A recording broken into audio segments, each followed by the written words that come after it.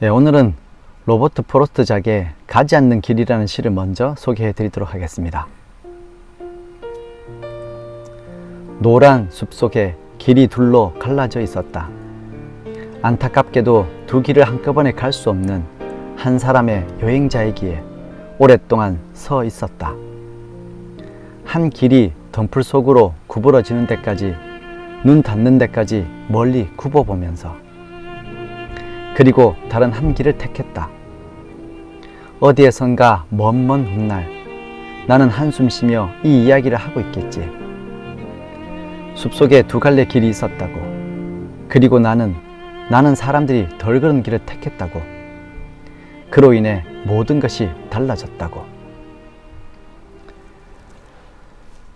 여러분, 이 시의 시작은 두 갈림길 앞에 섰던 한 여행자가 동시에 두 길을 갈 수 없기 때문에 더 좋아 보이는 한 길을 선택해서 가는 이야기입니다.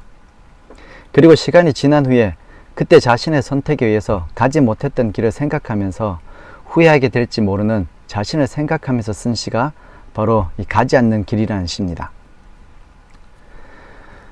사람들이 살면서 제일 많이 하는 것과 또 제일 중요하게 해야 되는 것이 바로 선택하는 것입니다.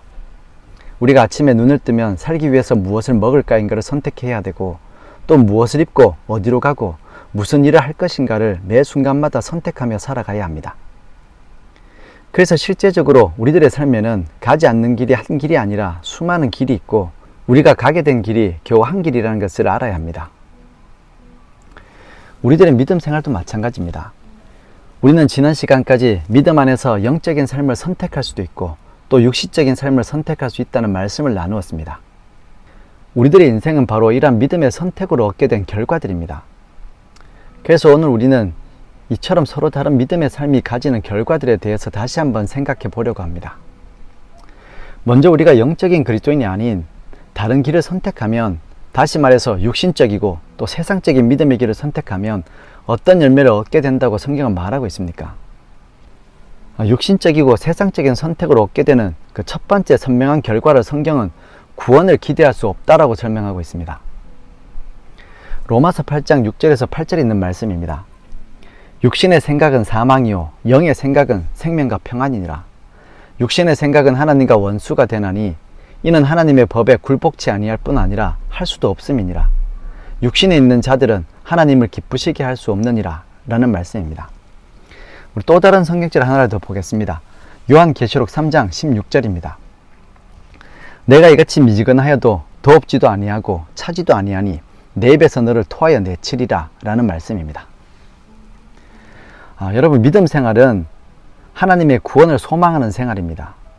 근데 육신적인 그리스도인들은 자신의 삶에서 하나님의 구원을 기대할 수 없게 된다는 것입니다. 아무런 소망 없는 믿음 생활이 된다는 것이죠. 그럼 세상에 그런 그리스도인들이 어디 있느냐라고 반문할 수도 있고, 이것은 말이 안 되는 것 같지만 실제적으로 오늘날 우리들의 교회 안에는 이처럼 하나님에 대한 아무런 기대와 소망이 없는 그리스도인들이 많이 있다는 것입니다. 육신적인 그리스도인들은 삶의 모습과 습관은 그리스도인들이지만 실상은 아니라는 것입니다. 그래서 일상의 생활 속에서 어떤 실력 있고 능력 있는 사람이나 또 쓰고 나면 없어질 물질에 거는 기대보다 하나님에게 별다른 기대를 하지 않는 삶을 우리가 살고 있다는 것입니다. 그리고 두 번째, 육신적인 그리스도인들이 얻게 되는 결과는 성령의 열매들의 고갈입니다. 우리가 잘 알고 있는 갈라디아서 5장 22절과 23절에서 이렇게 말하고 있습니다. 오직 성령의 열매는 사랑과 희락과 화평과 오래 참음과 자비와 양선과 충성과 온유와 절제니 이 같은 것을 금지할 법이 없느니라 라고 하였습니다. 그런데 여러분, 우리가 이러한 열매를 사모하지만 실제적으로는 이러한 열매들을 맺을 수 있는 영적인 삶을 살지 않고 육신적인 믿음 생활을 하고 있다는 것입니다. 그리스도인들이 성령의 열매를 맺게 될 때 주변 사람들은 그러한 그리스도인에게서 은혜로움과 하나님의 사랑을 느끼게 됩니다. 근데 이러한 성령의 열매가 없으면 당연히 차가운 그리스도인, 또 이기적인 그리스도인, 고집만 세고 정이 없는 그리스도인으로 비춰지는 것입니다.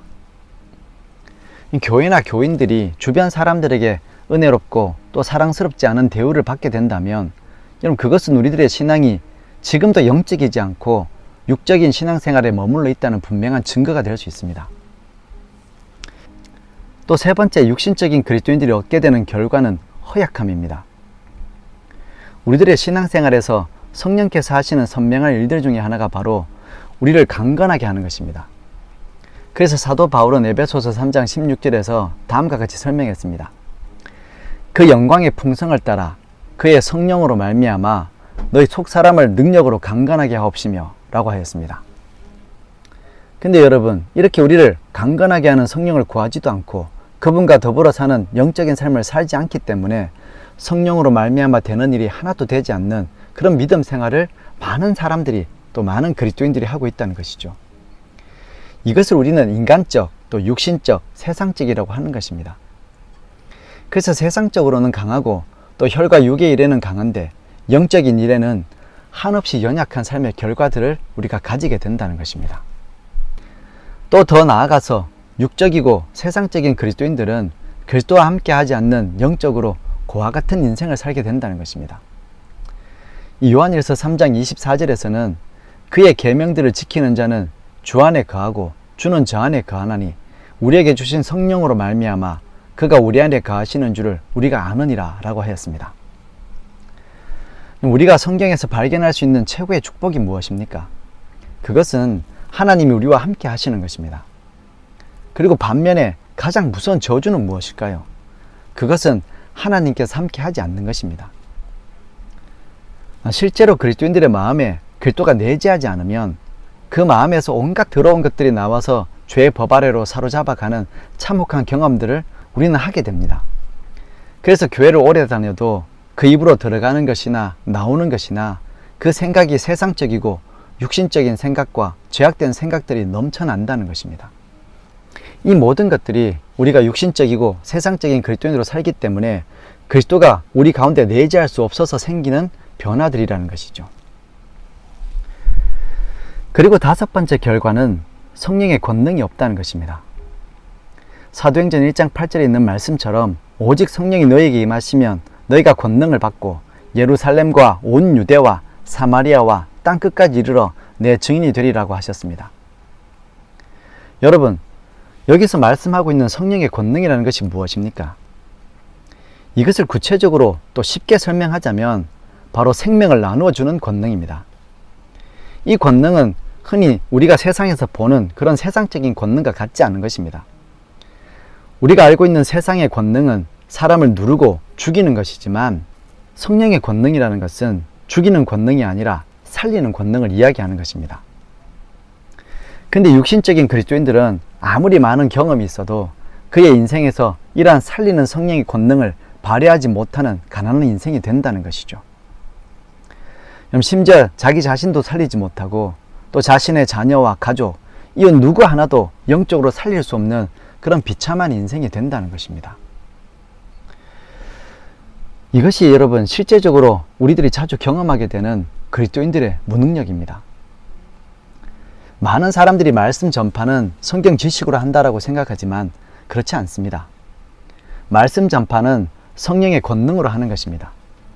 전도도 마찬가지입니다. 하나님의 품성의 권능을 어떻게 잘 전달하느냐에 달려 있다는 것이죠. 이런 영적 권능이 없이 어떻게 교육을 하고 선교를 할 수 있겠습니까?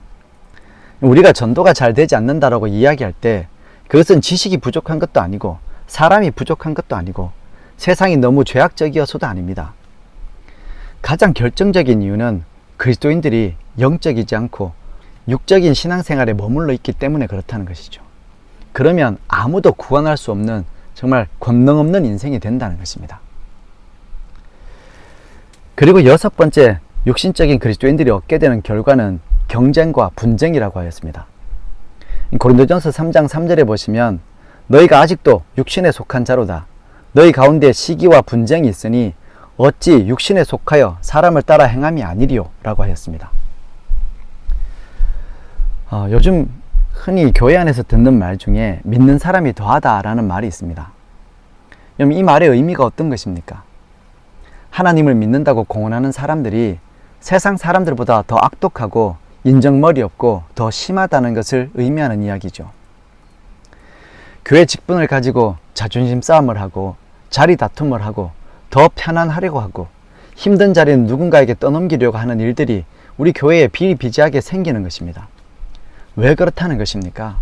바로 성도들이 영적인 생활이 아닌 육신적인 신앙생활을 하고 있으면 이런 열매들이 맺힌다는 것입니다. 이 외에도 육신적인 그리스도인들은 책만 받기를 싫어하고 기도 생활은 미비하게 되어 있고, 또 언제나 인간적인 수준에서 용서하기 때문에 용서한 후에도 유감이 계속 남아서 자꾸 되살아나는 정말 뒤끝 있는 그런 신앙생활을 하게 된다는 것입니다. 이러한 육신적인 그리스도인들은 영적으로 결핍되어 있기 때문에 다른 사람들의 영적 수준을 높여줄 수도 없고, 또 심지어 이러한 개인적인 영적 결핍이 모여서 가정이나 교회의 누적 효과를 야기할 수도 있다는 것입니다. 그러면 문제에 휩싸이는 것이죠. 구원의 경험이 사라지게 되는 것입니다. 이 높은 부르심이라는 책에는 이런 교훈이 있습니다. 마음을 반만 바친 그리스도인들은 불신자보다 더욱 나쁘다. 이는 그들의 기만적인 말과 이도 저도 아닌 입장이 많은 사람들로 하여금 길을 잃게 하기 때문이다. 불신자는 그의 색깔이 분명하다. 뜨뜻미지근한 그리스도인들은 양편을 다 속인다. 그는 세상 사람도 아니고 신실한 그리스도인도 아니다. 사단은 그를 이용하여 다른 어떤 사람도 할 수 없는 일을 하게 한다 라는 이야기입니다. 참 충격적인 기록이 아닐 수 없습니다. 여러분, 이러한 표현들이 이미 우리들의 현실이 된 지 오래지 않습니까? 오히려 교회 안에 영적인 열매보다 육신적인 열매가 넘쳐나는 시절을 우리가 살고 있다는 것입니다. 그러면 오늘 성령 충만한 그리스도인이 되려는 노력은 모든 그리스도인들의 의무가 되어야 마땅한 일입니다. 왜냐하면 모든 그리스도인들의 열매는 성령을 통하여 영적인 그리스도인들이 되어야 맺을 수 있기 때문에 그런 것입니다.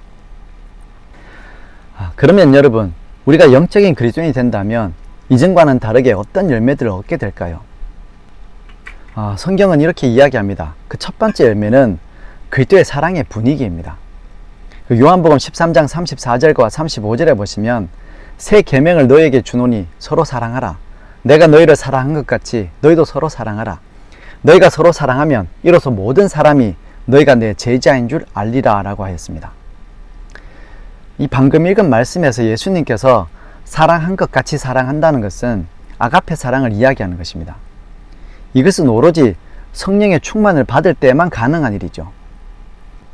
그래서 이 부분을 그리스도를 나타내자라는 책에서는 다음과 같이 설명했습니다. 하나님께 대한 최고의 사랑과 상호 간의 이기심이 없는 사랑, 이것이 우리의 하늘 아버지께서 주실 수 있는 최고의 선물이다. 이것은 충동이 아니요 거룩한 원칙이며 항구적인 능력이다. 성배되지 않는 마음은 이 사랑을 일으키거나 산출할 수 없다. 예수께서 다스리시는 마음 속에만 이 사랑이 나타난다. 우리가 사랑함은 그가 먼저 우리를 사랑하셨습니다. 거룩한 은혜로 새롭게 된 마음 속에서 사랑은 행동을 지배하는 원칙이 된다. 이것은 품성을 수정하고 충동을 지배하고 감정을 억제하고 애정을 고상하게 만든다. 마음속에 간직된 이 사랑은 생활을 유쾌하게 하고 주위에 있는 모든 사람에게 품위 있는 감화를 끼친다 라고 하였습니다. 여러분, 우리가 하나님으로부터 선물로 받는 사랑이 있을 때 이 사랑은 우리들의 생활을 유쾌하게 하고 또 주변 사람들에게 품위 있는 감화를 끼치게 된다라고 하였습니다. 이것은 좋은 분위기를 만드는 사람이 된다는 것입니다. 그래서 여러분, 많은 사람들이 원하는 것처럼 분위기 좋은 교회가 되기 위해서는 교인들이 개인적으로 해야 하는 준비가 있습니다. 바로 성령을 간구하는 것입니다. 그 마음이 그리스도의 마음 같아지도록 기도하는 것이죠. 그러면 그 열매로 우리는 분위기 좋은 교회를 얻게 될 것입니다. 그리고 두 번째, 성령 충만함을 통해서 얻게 되는 변화는 확실하고 선명한 교정입니다. 성도들은 믿음 생활에 있어서 서로의 잘못을 바로잡아주는 교사요 또 상담자가 되어야 된다고 하였습니다. 근데 이러한 교정 상담을 하는 목사나 또 장로나 집사나 성도들이 육신적인 상태에 있다면 이러한 교정이 제대로 이루어질 수가 없는 것입니다. 육신적인 성도들이 만약에 상담자가 된다면 교정과 상담이 영적인 처벌의 수단으로 사용되거나 아니면 그 권한을 남용하는 일이 생길 것입니다. 그리고 함께 불순종과 불충성의 길로 다른 사람을 끌어들이는 사단의 교두보가 될 수 있다는 것을 우리는 분명히 알아야 됩니다. 이런 교정은 하나님이 원하는 교정이 아니라는 것이죠. 오히려 사단이 기뻐하는 교정하는 성도가 될 수 있다는 것이죠. 반면에 영적인 성도들이 상담을 통해서 육신적인 성도를 바로 잡아주면 그러면 피상담자가 회개와 자복하는 일들이 일어나게 될 것입니다. 마치 모두가 태양을 바라보고 피는 꽃들처럼 상담하는 사람이나 또 상담을 받는 사람이나 모두가 함께 그리스도를 바라보고 그 은혜의 비단에서 함께 성장하고 변화되어 간다는 것입니다. 심지어 상대방의 잘못을 통해서도 함께 성장하고 또 한 지체로서 느끼고 보충하는 일들이 생기는 것입니다. 이것이 성령 충만한 영적인 그리스도인들의 삶에서 매일 반복되는 교제입니다. 이런 아름다운 변화를 기대하기 때문에 하나님께서는 우리에게 성령을 간구하라고 말씀하고 있는 것입니다. 그리고 성령께서 지도하시는 인간의 교제가 있어야 한다는 것이죠. 그리고 세 번째 열매는 효과적인 사업의 완수입니다. 우리에게 주어진 중요한 과제 중 하나는 교회의 운영과 또 선교 사명을 효과적으로 수행하는 것입니다. 우리의 주된 관심사는 어떻게 해서 교회가 영적으로 강건해져서 더 많은 영혼들을 주께 인도할 수 있느냐라는 것이죠. 이와 관련해서 데니스 스미스라는 목사가 쓴 재림 준비를 위한 40일의 기도와 헌신이라는 책에는 이렇게 기록하고 있습니다. 저자는 기획이나 프로젝트를 반대할 의사가 없다. 그러나 하나님의 사업을 전진시키기 위해 우리가 이런 인위적인 수단에 지나치게 치중하지 않았나 염려된다. 각종 계획과 프로젝트와 전도 방법으로 하나님의 사업을 끝낼 수 없다. 언변 좋은 설교자, 화려한 종교 음악회 또는 위성 중계 방송 등이 하나님의 사업을 끝내지 못한다.